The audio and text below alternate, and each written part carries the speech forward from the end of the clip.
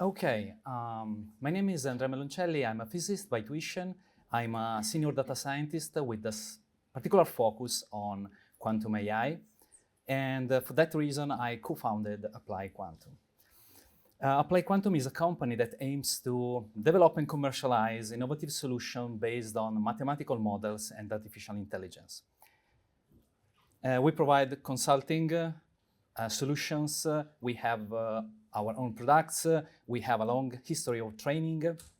We have 4 main methodological levels. The first one is statistical analysis and modeling. The second is artificial intelligence. And the third one is generative AI, not only large language model, of course. And the fourth one, the last one, is quantum artificial intelligence. About this one, we are working on a quantum project that has been accepted by an accelerator after 3 rounds of selection. So this is a very recent news. But let's go to today's agenda. Today, I would like to show you the definition of quantum technology, what is a quantum computer, and then, as a second point, how to code a quantum computer. Then, as a third point, I would like to show you how quantum computer can be used to do machine learning. As the last point, I would like to show you who is investing in the quantum technology and how much, and reason about if it is the right time to invest in quantum. So, quantum technology. Quantum means that the technology is based on quantum mechanics, which is a physical framework of the small-scale world. So the world of atoms and particles. And we use this technology this technology has been used for 3 subfields. So the first one is quantum computing, which is not a supercomputer. It's simply a different kind of computer leveraging on the laws of quantum mechanics. The second subfield is quantum sensing, which includes a new generation of sensors that are order of magnitude more sensitive than the classical sensors. And third one, quantum communication is to secure the transfer of quantum information across distances. You may know that in 10 years, quantum computing may break into the current encryption algorithm. And so this is a big threat posed by quantum computer, because in that scenario, no one would be able anymore to communicate across internet in a private way. Not you, not your bank, not governments. So this is a huge problem. But if the quantum poses a threat, the quantum also has a better solution to secure the information, okay, with a more robust encryption based on the quantum physics. Okay, however, this is just a picture of the quantum technology field. Today we will talk about quantum computing, so the first point. So today I would like to discuss with you to answer those questions. First of all, what is a quantum computer? Second one, can a quantum computer really speed up any kind of process or computation? And in this case, is the future of computing and of artificial intelligence quantum-based? So in, I don't know, 10 or 20 years, we all will be forced to use quantum computers to do something reasonable? That's the question I would like to discuss with you. So, I told you quantum computing is a new paradigm of computer based on quantum mechanics. But what is this about? So, how quantum computers, quantum mechanics, different from classical computers? So imagine you are we live in the classical world based on the classical physics, right? Because our is the macroscopic world. So imagine you are at a crossroads with your car and you have to decide to go left or right. So you have to take a decision, left or right, not both, okay? Now, enter the quantum world, which is more interesting and mysterious at the same time. If you enter the quantum world, you will probably be a particle, like an electron, okay? And you will have the magical ability to walk through both paths at the same time. So left and right, and to get experience for both paths. But let's see in detail what this means for a computer. So we know that any device that we use nowadays, so our cell phones, computer, the electronics of our car, is based on classical physics. And it's based on the digital classical bit. So a classical bit can be in one of the two states, 0 or 1. Okay, it's a binary encoding of the information. And we all know that, right? But a quantum bit, it's more complex. So we can depict a quantum bit like a sphere on the right-hand side of the screen. And you see that this sphere has two poles. The north pole, okay, is the state 0. The south pole is the state 1. But all the points of the sphere are accessible state for a qubit.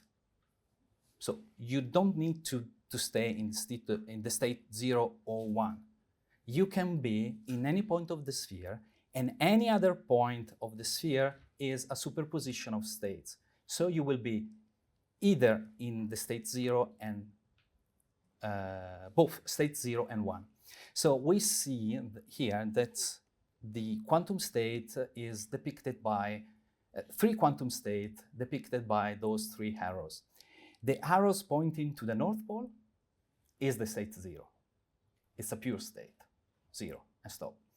The arrow pointing towards south is another pure state, and it is 1. The horizontal arrow is a superposition of states, so 0 and 1. In particular, in this case, is 50% 0 and 50% 1.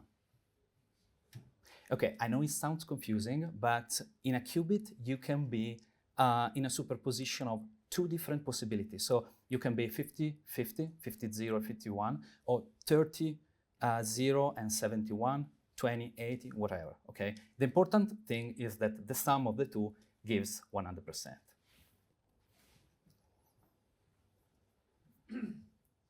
Okay, and how do we do with this? You see that if in a classical bit we have just 1 degree of freedom, on a sphere we have a lot of degrees of freedom. So we can retain more information in a qubit.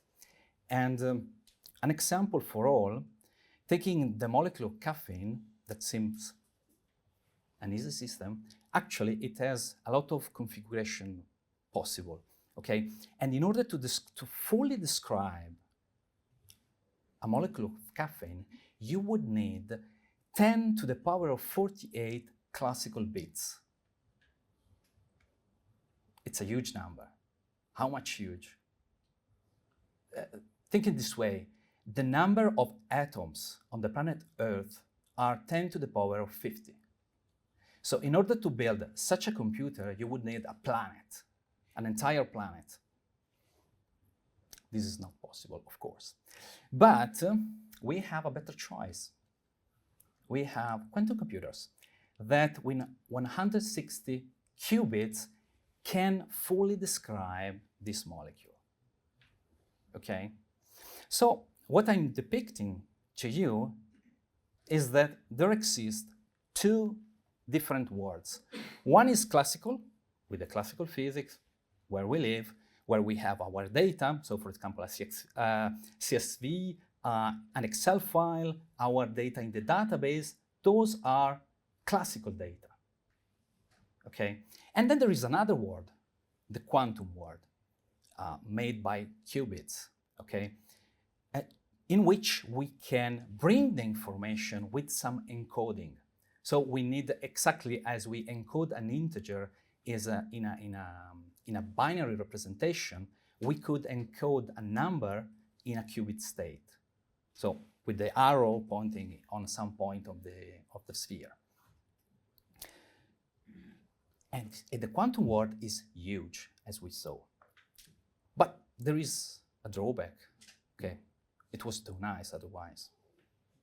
The drawback is that in a quantum world, you cannot look into it, what's happening. If you look into it, you change something, okay? So that in the end, when you measure the state of a qubit, you can bring back, in the classical world, just a tiny portion of the information that you have, comparable to the classical one.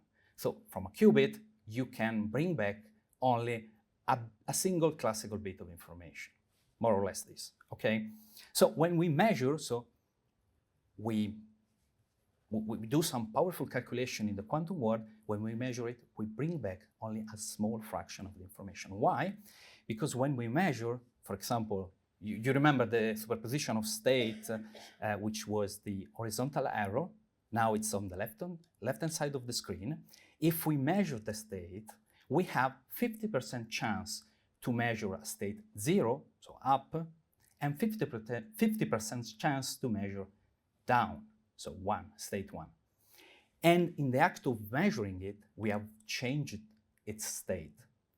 So when we change something, we bring back little information and the other is destroyed forever, okay? So at this point, you look at me and ask, is this anyway useful? Okay, let's talk about it. Okay, you know it's complex. I think you are confused.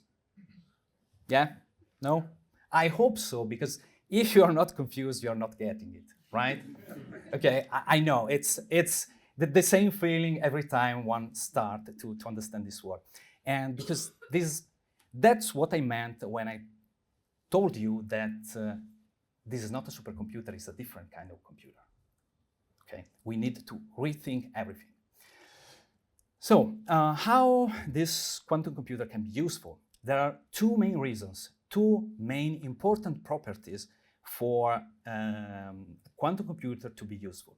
The first one is the quantum parallelism.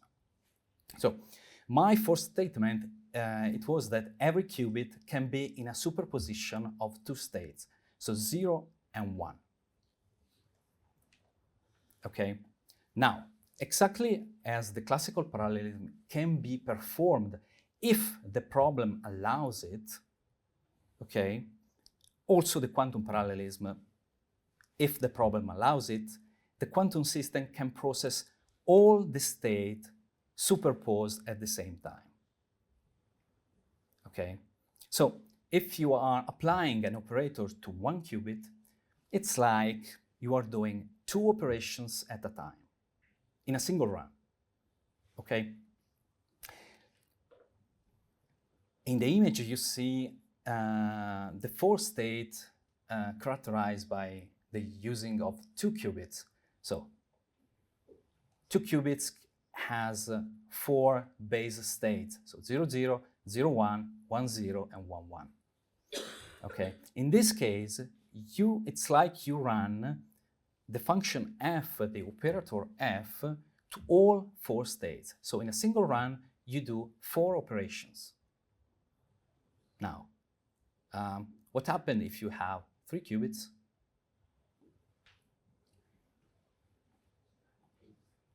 You will be able to perform 8 operations.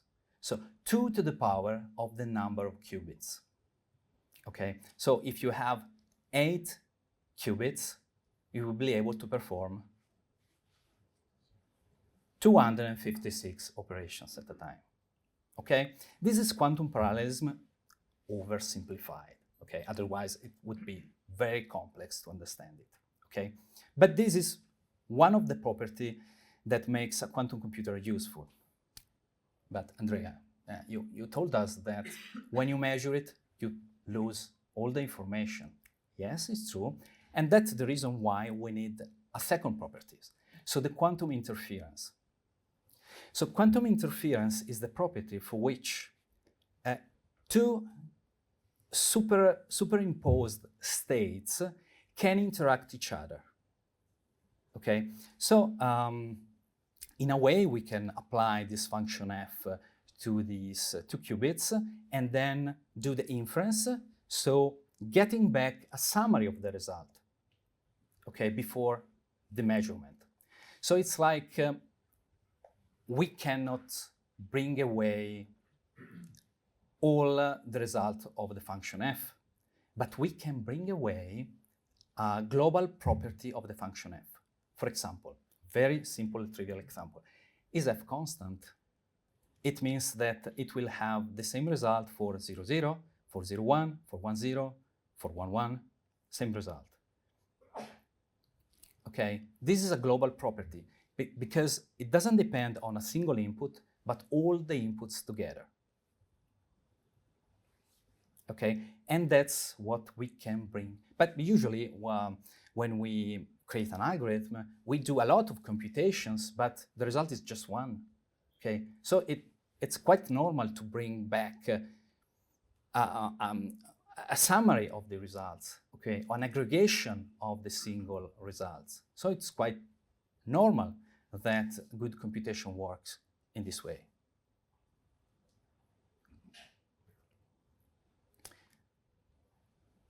Okay, now, but how to code the quantum computers? So,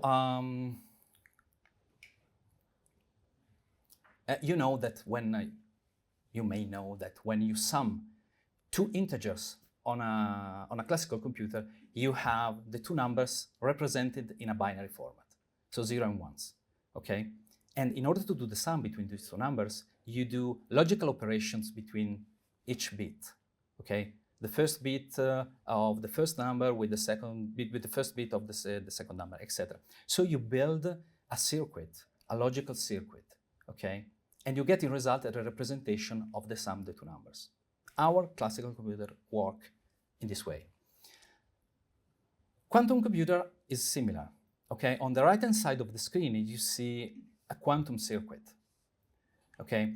On the y-axis, you see Q0, Q1, Q2. So it's a circuit of 3 qubits, okay? On the x-axis, you see the time. So from left to right, you see the sequence of operations applied to the qubits. And the colored blocks, H, X, and the others are called quantum gates, okay? So are quantum operators applied to the state of bits. Some one of them is applied to a single bit, some one of them is applied to a couple of bits. And it is not shown in this figure, but some of them can take parameters. So a circuit can be parameterized with classical numbers, okay? And you can imagine that each one of these gates, in some way, you remember the arrow? It rotates the arrow of some angles, okay? So this is how a quantum computer, a quantum algorithm is built. How to draw this, circuit, for example, with Qiskit. Qiskit is an IBM library for IBM quantum computers that allows you to create this kind of circuit. It basically gives you an API that allows you to describe the circuit. So in this case, the second line is create a circuit of 3 qubits. The third line is apply to the qubit 1 the operator X. The fourth line is apply H to all the 3 qubits, etc. Okay, it's quite simple. The arrow that goes down in the draw in gray, those are the measurements. So at the end of a circuit, you will measure the qubit, getting back classical information.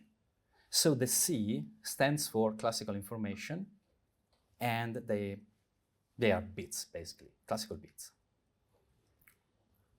So Qiskit is an API that allows you to create circuits, but also it's a library that contains a list of popular circuits to be used at ready-to-be-used building blocks, okay? So if you want to reason not a level of a single qubit, you can use those blocks as building blocks. Third point, Qiskit offers a way to connect to IBM quantum computers. So there is no way that we could have a quantum computer on premises, okay? There is some way, okay, but it's very difficult. Why? Especially because IBM supercomputers are cryogenic superconductive computers. So they must be kept at the absolute 0 Kelvin of temperature, so minus 273 Celsius degree, okay? So in the end, they are big refrigerators, and you don't want to keep them in the office. Okay, Qiskit is founded by IBM for IBM quantum computers, and good news is compatible with PyTorch. Okay, so now that I named PyTorch, let's go to see how to use a quantum computer to perform some machine learning task.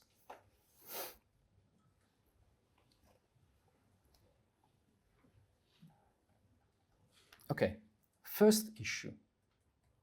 Our data, I told you, is classical, but the computer is quantum. The computer manipulates quantum states, not classical variables, okay? So the first block must be the data ingestion, how we ingest data into a quantum system with a circuit, of course, which is called feature map, okay? This is a generic circuit that you can design the way you want. The decision how to design this circuit is how you want to decide the encoding of a classical data into a quantum state. Okay, so after this step, that by the way takes classical data as parameters, I told you that quantum gates can be parameterized, so data enter as parameters in this circuit. After this step, the data has been encoded in some quantum states. Okay, and you cannot measure it, otherwise you lose it. You lose it 90% of the information, right? Okay, but at this point, what you can do is the ansatz part. The ansatz, it's the real model, okay? By the way, here we are trying to implement something relating to neural networks. It's called quantum neural network.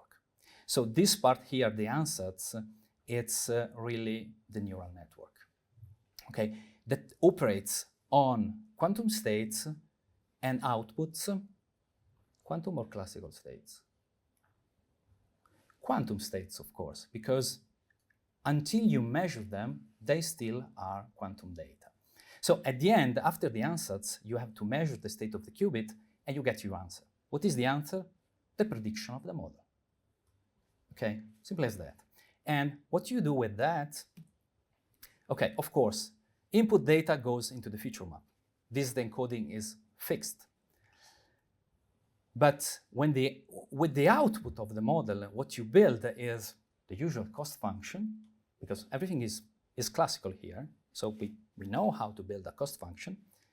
And with this minimizing this cost function, we update the weights of the ansatz and goes another round, okay? So this is the implementation of a neural network on a quantum system. That, on a quantum perspective, is nothing more than a circuit parameterized that can be trained on data. But does it work? That's the question, okay? That's the important question. Or how to implement it. Okay, in practice. So the point here is that one approach to this is to build what is called hybrid classical quantum neural networks. So we don't do everything with quantum computers. We mix up everything. And why is that? Because many experts, almost all experts, state that, and now I'm answering a question that I made before, the future is not quantum, not only quantum, because quantum computers are not something that solve efficiently any problem. Okay, so the future is hybrid. So you're lucky. We will continue to use Excel on our computer, okay? And but in the same way we use GPU to train our neural networks, we will use quantum computers to do some special task. Okay, some task where for some reasons quantum computer can perform the same job with more effectively. Okay, so this is an application of this idea. Building an hybrid system that, okay, if you look at the right-hand side of the screen, you see that from top to bottom, that is a neural network, okay? The first block is a classical neural network. Think about a dense layer or I don't know, convolutional neural network, whatever is classical, okay? Ready to be used, already experimented, working, etc. What we add at the end of that, it's a quantum layer. So in the quantum layer, we take the output of the first part, we encode in a quantum state, we do some quantum operation, that is the secret of the recipe, and we finally measure the result and we bring the result in some couple of classical layers, okay? And we train this algorithm on and on. Okay, now, does it work? Okay, because the final question is always this one. Okay, at this point in time, there is no a solution in production of this, but there are many papers that states that this approach is profitable. Let's see an example. This image is taken for an article which title is Hybrid Quantum Neural Network for Drug Response Prediction that was published in Cancer in 2023. Okay. On the left-hand side of the screen, you see that we have a classical layer. So we take two ingredients, the cell line, which is a biological indicator, and the shape of the drug, okay, which is a molecule in the end. And we pipe this data into a classical system, classical neural networks. You see convolutional neural network, fully connected layers, and we go out with 256 numbers, okay? Those numbers are finally piped into the quantum layer. Okay, and this layer, as you see, is very long because there is 5 repetitions of the first place, 32 repetitions of the second. It's very long, okay? Okay, and what they did with this architecture, they compared this architecture with the same architecture without the quantum part, and in place of the quantum part, they placed another classical architecture. So it's like hybrid versus classical. And they state that they got not an improvement in the speed, but an improvement in accuracy. Okay, they state that they improved the accuracy of the model of 15%. Which is quite good, right? So at this point in time, where the state of the art of hybrid quantum classical neural network is not to improve the speed, but to improve the accuracy. Okay, last point, the market. Who is investing in quantum technology? The whole world, actually. It's very small for me. But we see here that United Kingdom is investing around, if I remember correctly, $4 or $5 billion. A similar value by United States, and China is investing $15 billion. Okay, so you see that all the world is investing for a total of $42 billion. Okay, so the world is moving in this direction. Okay, this technology is expected to bring a great change in this in the arena of calculus, AI, etc. So, final question: it's time to invest in quantum? I guess you know how I think about it. Okay, and why? Because it is going to be a big revolution. Okay, and quite disruptive. For a company, the getting on board requires a long time. Okay, and just as a news, in 2023, UK announced a long-term planning of investment of 2.5 billion pounds. Okay, and another news is that in 2023, IBM has installed at the Cleveland Clinic on-site a quantum computer. Why is that? Because researchers think that biological systems are complex. So the point in using a quantum computer is to solve complex problems, okay? To simulate complex systems. So this is one of the goals of a quantum computer.